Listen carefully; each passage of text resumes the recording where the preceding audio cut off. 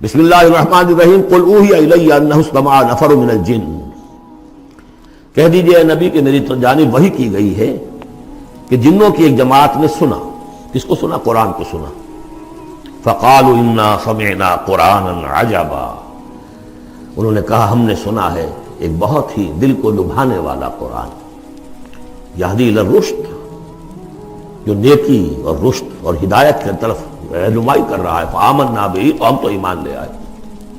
اس وقت بھی میں نے کہا تھا یہ لمحہ فکریہ ہے، ایک دفعہ کیا اجتماع ہے قرآن کا، اور وہ بندے کہاں سے کہاں پہنچ گئے، داعی بن گئے۔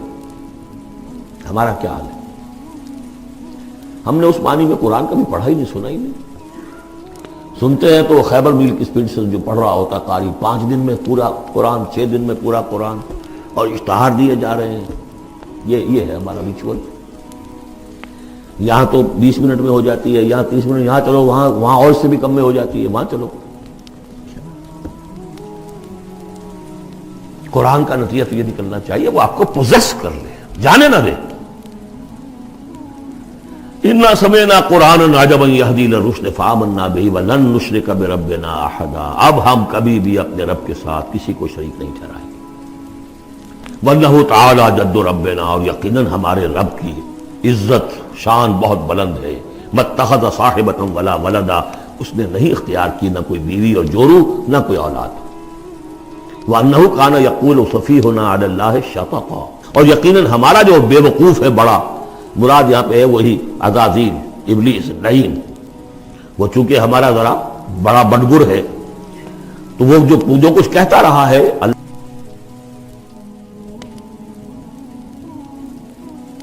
وَأَنَّا ظَنَنَّا أَن لَّن تَقُولَ الْإِنسُ وَالْجِنُّ عَلَى اللَّهِ كَذِبًا، ہم تو اس گمان میں رہے، خوش گمانی میں، کہ جن اور انسان اللہ تعالیٰ کے اوپر جھوٹ نہیں باندھیں گے، لیکن وہ بدماش تو جھوٹ باندھتا رہا۔ ہم نے اپنی شرافت میں اس کی بات کو مان لیا۔ وَأَنَّهُ كَانَ رِجَالٌ مِّنَ الْإِنسِ يَعُوذُونَ بِرِجَالٍ مِّنَ الْجِنِّ فَزَادُوهُمْ رَهَقًا، اور یہ کہ جو انسانوں میں سے مرد ہیں وہ جنات کے مردوں میں کی حفاظت پکڑتے ہیں۔ یہ ہوتا تھا ان کا طریقہ، وہ سمجھتے تھے کہ بیابان میں جو ہے جنات رہتے ہیں اور وہ ان کے جو ہیں سردار بھی ہیں، تو اب راستے نے پڑاؤ ڈالا ہے جنگل میں، تو سب سے پہلے کہتے تھے کہ ہم اس جنگل کے، اس بیابان کے جنات کی ہم پناہ میں آتے ہیں۔ اب وہ سنتے ہوں گے یہ بے وقوف، یہ آدم کی اولاد، ہمارے تو جد امجد کو نکال دیا گیا جنت سے اس لیے کہ اس کو سجدہ نہیں کیا، یہ ہمیں معبود بنائے بیٹھے ہیں، ہماری پناہ طلب کر رہے ہیں۔ لہذا ان میں اور سرکشی پیدا ہو گئی، اور اکڑ گئے کہ یہ انسان ہو کر یہ ہماری پناہ مانگ رہے ہیں، ہم سے طلب کر رہے ہیں پناہ، تو اس سے ان کے اندر اور زیادہ سرکشی پیدا ہو گئی۔ وَأَنَّهُ كَانَ رِجَالٌ مِّنَ الْإِنسِ يَعُوذُونَ بِرِجَالٍ مِّنَ الْجِنِّ فَزَادُوهُمْ رَهَقًا وَأَنَّهُمْ ظَنُّوا كَمَا ظَنَنتُمْ أَن لَّن يَبْعَثَ اللَّهُ أَحَدًا، اور دیکھو انہوں نے بھی ایسا ہی سمجھا جیسا کہ تم نے سمجھا ہوا ہے کہ اللہ کسی کو نہیں اٹھائے گا۔ اس کے 2 معنی ہیں، یعنی بعد سے بعد الموت کوئی نہیں ہے، مرنے کے بعد جی اٹھنا نہیں ہے، اور یہ بھی کہ شاید اب اللہ کسی اور کو رسول بنا کر نہ بھیجے، أن يبعث الله أحدا، اس لیے کہ 600 برس بیت چکے تھے، وہ تورات سے واقف تھے جو سورہ احقاف میں تذکرہ آیا ہے۔ فترت وہی 600 برس، اور یہ طویل ترین وقفہ تھا نبوت کا، کہ کوئی نبوت کوئی رسالت دنیا میں نہیں، تو ان کو یقیناً اس سے خیال ہوا ہوگا کہ بس اب ختم ہوا معاملہ، اب کوئی اور رسول نہیں آئے گا۔ وَأَنَّا لَمَسْنَا السَّمَاءَ، اور ہم نے ذرا ٹٹولا آسمان کو، ہم نے چاہا کچھ خبریں لے کر آئیں ذرا غیب کی۔ فَوَجَدْنَاهَا مُلِئَتْ حَرَسًا شَدِيدًا وَشُعُبًا، تو ہم نے تو پایا اس کو کہ وہ بھرا ہوا ہے سخت چوکیداری سے، اور انگارے رکھے ہوئے ہماری وہ ہمیں کھدیڑنے کے لیے۔ یعنی یہ کہ ہمیں معلوم ہو گیا کہ کوئی واقعی وقت ایسا ہے، کیونکہ یہ سارا انتظام خاص طور پر جب کہ وہی یہ نبوت آتی تھی تو اہتمام کر لیا جاتا تھا۔ عام حالات میں کوئی بات نہیں، روح اتر رہے ہیں فرشتے، اور یہ جو ہے یہ آگ سے بنے ہیں، وہ نوری ہیں یہ ناری ہیں، کچھ نہ کچھ ان سے یارانہ گانٹھ کے کچھ نہ کچھ ان سے لے لیتے تھے، یا یہ کہ اچک لیا، من استرق سرقۃ، کسی نے کوئی چیز جو ہے کہیں سے لے لی۔ لیکن اب جو ہم نے دیکھا ہے آسمان کو، تو واقعی وہاں تو بڑے سخت پہرے لگے ہوئے، یعنی کوئی نہ کوئی وحی کا سلسلہ ہے اور نبوت آ رہی ہے، اور وہ نبوت ہمیں تو مل گئی، ہم جا کر سنائے کلام اور ہم ایمان لے آئے۔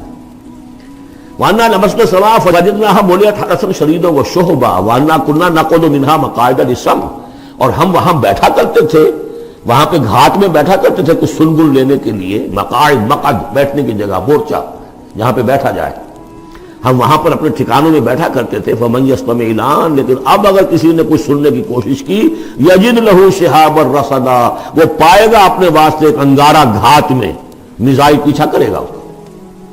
وَأَنَّا لَا نَدْرِي أَشَرٌّ أُرِيدَ بِمَنْ فِي الْأَرْضِ أَوْ أَرَادَ بِهِمْ رَبُّهُمْ رَشَدًا۔ معلوم ہوتا بہت بڑے عالم تھے یہ، تورات کے جاننے والے، انہوں نے ایک ایسی عظیم بات کہی ہے یہ، ہمیں یہ معلوم نہیں کہ آیا زمین میں بسنے والے ان انسانوں کی کوئی شامت آ گئی ہے یا اللہ نے ان کے لیے کسی بھلائی کا ارادہ کیا ہے۔ رسالت آئے گی تو دو ہی نتیجے ہیں، یا تو کوئی عذاب آنے والا ہے، اس لیے کہ وما كنا معذبین حتی نبعث رسولا، یا تو کوئی بہت بڑے پیمانے پر انسانوں کی شامت آنے والی ہے، جیسے قوم نوح، قوم ہود، قوم صالح کا حشر ہوا تھا، وہ ویسا ہی حشر ہونے والا ہے۔ اللہ لا نظری، ہم نہیں جانتے، اشر ارید بمن فی الارض، زمین والوں کے لیے کسی شر کا فیصلہ کیا گیا ہے، ام اراد بہم ربہم رشدا، یا ان کے لیے ان کے رب نے بھلائی کا، خیر کا ارادہ کیا۔ ظاہر بات ہے نبوت اور رسالت محمدی خیر پر منتج ہوئی۔ وَأَنَّا مِنَّا الصَّالِحُونَ وَمِنَّا دُونَ ذَلِكَ، اور دیکھو ہمارے اندر نیک بھی ہیں، جنات نیک بھی رہے ہیں اور دوسری طرح کے بھی ہیں، بد نہیں کہا، یہ ہے حکمت تبلیغ، بروں کو بھی برا نہ کہو، ہاں دوسری قسم کے بھی ہیں، نیک بھی ہے اور دوسری قسم کے بھی ہیں۔ کُنَّا طَرَائِقَ قِدَدًا، ہم تھے مختلف راستوں پر جو کہ ایک دوسرے سے پھٹے ہوئے تھے۔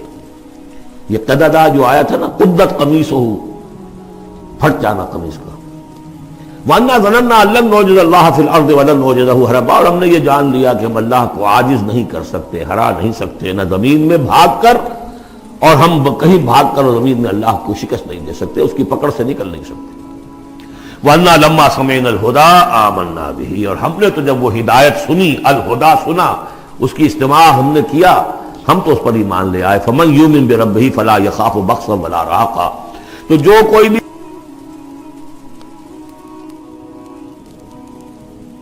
زبردستی ہوگی، کچھ زیادتی ہوگی، جیسے جیسے ان کے اعمال صالحہ ہیں پورے پورے اللہ تعالیٰ ان کا اجر ان کو دے دے گا۔ وَأَنَّا مِنَ الْمُسْلِمُونَ وَمِنَ الْقَاسِطُونَ، اور دیکھو ہمارے اندر وہ بھی ہیں جو فرما بردار ہیں اور وہ بھی ہیں جو بے انصافی کرتے ہیں۔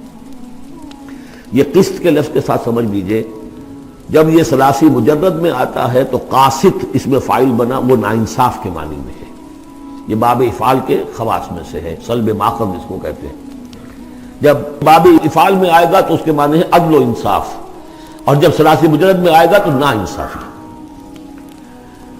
قاسطون فمن اسلم فاولئک تحروا رشدا، جو لوگ اسلام لے آئے، اطاعت قبول کر لی، تو انہوں نے تو گویا کہ ڈھونڈ نکالی خیر کی راہ، نیکی کی راہ انہوں نے تلاش کر لی۔ وَأَمَّا الْقَاسِطُونَ، اور جو بے انصاف فَكَانُوا لِجَهَنَّمَ حَطَبًا، وہ لوگ جو ہے پھر جہنم کا ایندھن بن کر رہیں گے۔ یہاں تک ان کی تقریر ہے جو انہوں نے تبلیغ کی ہے۔ اب جو بات آگے آ رہی ہے یہ خود اللہ کی طرف سے کلام ہے، أَن لَوِ اسْتَقَامُوا عَلَى الطَّرِيقَةِ لَأَسْقَيْنَاهُم مَّاءً غَدَقًا، اور یہ کہ یہ اگر لوگ اپنے اس طریقے پر جو طریقہ انبیاء کا تھا، جو آدم نے دیا تھا، جو نوح نے دیا تھا، یہ چلتے رہتے تو ہم انہیں خوب پلاتے، پانی بھر بھر کر خوب سیراب کرتے ان کو۔ یہاں لفظ طریقت آیا ہے قرآن میں، شریعت، طریقت۔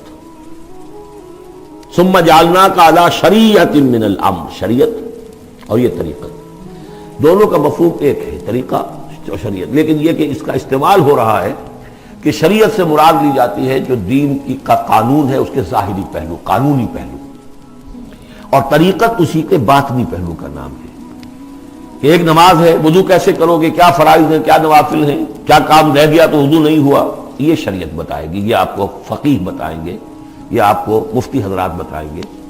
لیکن نماز کی اصل روح تو ہے خشوع اور خضوع، حضور قلب، یہ پھر طریقت کی طرف منتقل کر دیا گیا، بدقسمتی سے پھر ان کو پھاڑ دیا گیا، وہ علیحدہ علیحدہ ہو گئے۔ یہ سب چیزیں یکجا ہونی چاہیے تھی۔ اور جو ہمارے اولین صوفیاء ہیں وہ بہت بڑے عالم بھی تھے، ایسے نہیں تھے کہ صرف صوفی تھے، وہ بہت بڑے مفتی بھی ہوتے تھے، بلکہ اولین کیا اس دور میں بھی جو میں نے آپ کو بتایا تھا کہ قاضی ثناء اللہ پانی پتی رحمۃ اللہ علیہ، وہ مفتی بھی ہیں، مفسر بھی ہیں، محدث بھی ہیں، اور بہت بڑے مرشد بھی ہیں، میرزا مظہر جانے جانا شہید کے خلیفہ ہیں۔ اور یہ سب شیخ احمد سرہندی رحمۃ اللہ علیہ کا جو سلسلہ ہے، سلسلہ مجددیہ نقشبندیہ، اس کے بزرگ ہیں۔ وہ ہیں وہ جامع صفات لوگ. لنفتنہم فیہ، اور یہ بھی جو ہم کو پانی پلاتے اور سیراب کرتے یہ بھی اس لیے تاکہ ان کو اور جانچے اور پرکھے اور امتحان لیں. ایک امتحان غربت میں ہے، ایک امتحان تمنگری میں ہے، ایک امتحان فاقے میں ہو رہا ہے، ایک امتحان ہو رہا ہے کہ کثرت سے ہم نے دے رکھا ہے. ومن یعرض عن ذکر ربہ، اور جو کوئی بھی اعراض کرے گا اپنے رب کے ذکر سے، یسلک عذابا صعدا، تو وہ چلے گا، وہ ڈال دے گا اس کو چڑھتے عذاب میں اللہ تعالیٰ، ایسے عذاب میں صعدا جس کی شدت بڑھتی چلی جائے گی. وَأَنَّ الْمَسَاجِدَ لِلَّهِ فَلَا تَدْعُوا مَعَ اللَّهِ أَحَدًا، اور دیکھو مسجدیں اللہ کے لیے ہیں. مسجد سے مراد مسجد سجدے کی جگہ بھی ہے، اور مسجد سے مراد سجدے کے یہ اعضاء بھی ہیں. یہ پیشانی اور یہ ناک اور یہ ہاتھ اور یہ پاؤں، ایڑیاں، وہ پنجے، یہ سارے جو ہیں یہ سجدے کے جو جسم کے حصے ہیں. یہ مسجدیں بھی اور سجدے کی جگہ بھی للہ ہے، سب اللہ کی ملکیت ہے. فَلَا تَدْعُوا مَعَ اللَّهِ أَحَدًا، اللہ کے ساتھ کسی اور الہ کو مت پکارو. وَأَنَّهُ لَمَّا قَامَ عَبْدُ اللَّهِ يَدْعُوهُ كَانُوا يَكُونُونَ عَلَيْهِ لِبَدًا. اور یہ اب یہاں پھر قول آ گیا ہے انہی کا جنات کا کہ جب وہ عبداللہ کو ہم نے دیکھا وہ کھڑا تھا، وہ قرآن پڑھ رہا تھا، وہ نماز پڑھا رہا تھا. لما قام عبداللہ یدعوہ، اسے پکار رہا تھا اللہ کو، اللہ کا بندہ. کانوا یکونون علیہ لبدا، وہ تو ایسے ہو رہے تھے سننے والے گویا کہ اس کے اوپر ٹھٹ کے ٹھٹ جمع ہو جائیں گے وہاں پر، لیکن یہ کہ وہ ایمان نہیں لا رہے تھے. قل انما ادعو ربی، کہہ دیجئے اے نبی صلی اللہ علیہ وسلم، دیکھو میں پکارتا ہوں اپنے رب کو. ولا اشرک بہ احدا، اس کے سوا میں کسی اور کو شریک کرنے کے لیے تیار نہیں. قل انی لا املک لکم ضرا ولا رشدا، کہہ دیجئے مجھے کوئی اختیار حاصل نہیں ہے تمہارے لیے، نہ کسی نقصان کا اور نہ کسی راہ پر لانے کا، میں تمہیں ہدایت نہیں دے سکتا. وہ آیت یاد کر دیجئے، انک لا تہدی من احببت ولکن اللہ یہدی من یشاء. اے نبی آپ ہدایت نہیں دے سکتے جسے بھی چاہیں، وہ تو اللہ ہی ہدایت دیتا ہے جس کو چاہتا ہے. قل انی لن یجیرنی من اللہ احد ولن نجد من دونہ ملتحدا، کہہ دیجئے میں ہرگز نہ پاؤں گا کہ مجھے اللہ کے سوا کوئی پناہ دے سکے. یجیرنی من اللہ احد، اللہ کی پکڑ سے بچانے کے لیے مجھے کوئی پناہ دے سکے میں نہیں پاؤں گا. ولن اجد من دونہ ملتحدا، اور اللہ کے سوا میں کہیں جو ہے کوئی اپنا سر چھپانے کی جگہ نہیں پاؤں گا. الا بلاغا من اللہ،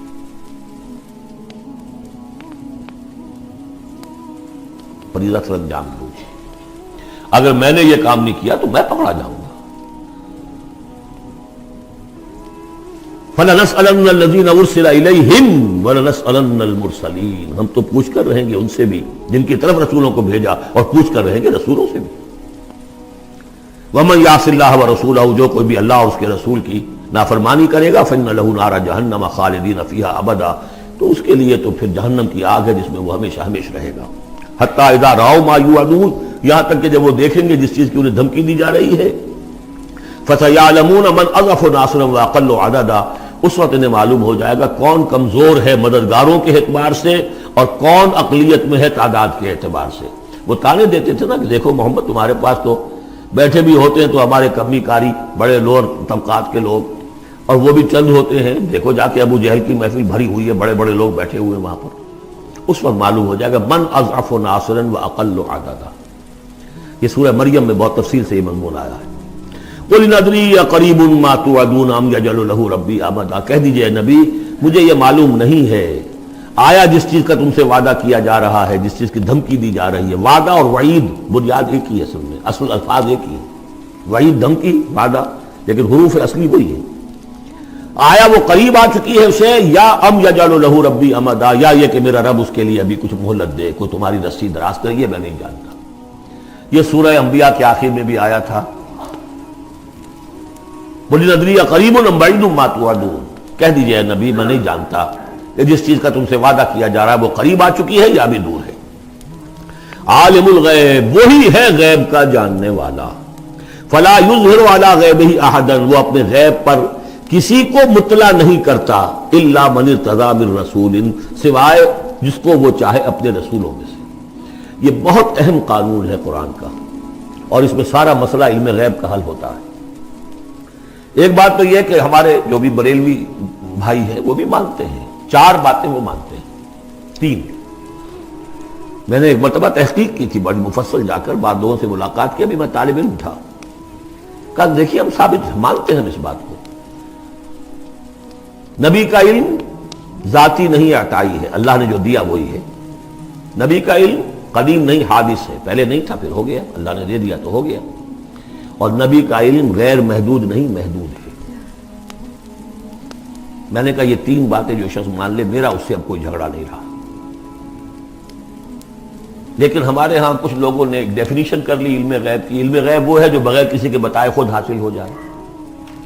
اس اعتبار سے تو میرے پاس بھی علم غیب ہے، یعنی کسی کے پاس کوئی علم ہے ہی نہیں، ہمیں دیا اساتذہ نے دیا، حضور کو دیا اللہ نے دیا، جبریل کو دیا اللہ نے دیا، اس معنی میں تو ذاتی علم تو کوئی بھی نہیں مانتا کسی کا، علم تو دینے سے ہوتا ہے۔ البتہ علم غیب کسے کہتے ہیں؟ وہ چیزیں جو ہماری نگاہوں سے چھپا دی گئی ہیں، وہ عالم غیب ہے، جنت ہے، دوزخ ہے، فرشتے ہیں، یہ سب کیا ہے؟ عالم غیب۔ تو نبیوں کو تو کچھ نہ کچھ حصہ اس کا دکھایا جاتا ہے تو نبی بنتے ہیں نا، ورنہ میرے اور نبی میں فرق کیا ہوا پھر؟ اگر میرا بھی علم وہی ہوتا ان السمع والبصر والفؤاد، تو میرے علم میں اور حضور کا بھی علم یہی ہوتا تو فرق کیا ہوا؟ حضور نے تو اس دوسرے علم کے اعتبار سے تو صاف کہہ دیا انتم عالم بامور دنیاکم، لیکن حضور کو معراج میں جنت دکھا دی، دوزخ دکھا دی۔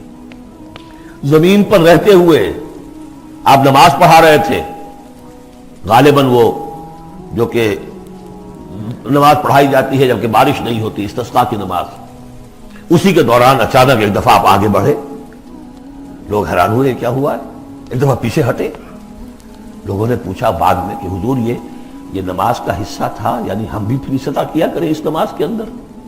فرمایا نہیں، اصل میں میرے سامنے جنت لے آئی گئی اور بے اختیار میرا ہاتھ بڑھ گیا کہ میں اس کا پھل توڑ لوں، اور میرے سامنے اس کے بعد دوزخ لے آئی گئی اور اس کا جو بمکا آیا گرمی کا، اس سے میں بے اختیار پیچھے ہٹا۔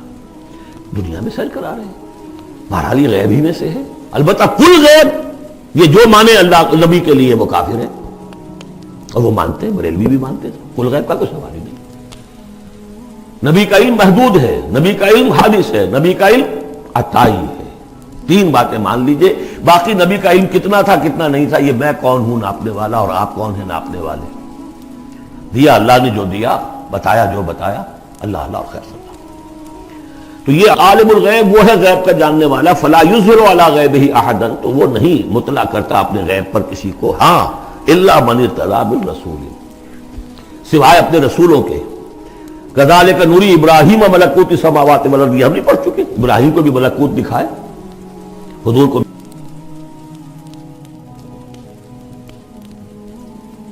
من بین یدیہ ومن خلفہ رصدا، جس کو رسول بناتا ہے، غیب کی خبریں دیتا ہے، پھر اس کے آگے اور پیچھے وہ اپنے باڈی گارڈ رکھتا ہے، چوکیدار رکھتا ہے۔